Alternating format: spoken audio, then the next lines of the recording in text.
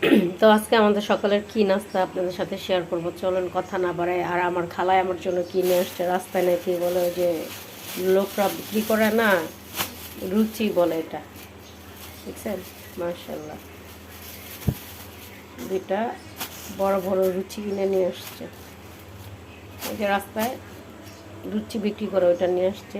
আর এই তো আমাদের তেলের পিঠা, গরুর মাংসের ঝোল, ফুলকপি আলু ভাজি, সাদা রুটি।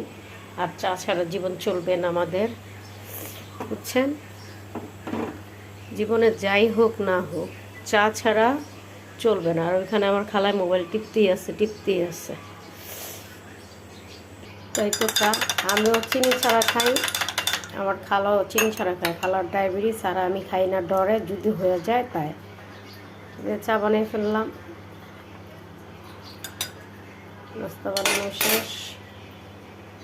সকালবেলার যে একটা ঝামেলা থাকে নাস্তা বানানো নিয়ে, নাস্তা খাওয়ার পরে যে একটা ধাক্কা থাকে রান্না নিয়ে, ঠিক বলছি না বলেন?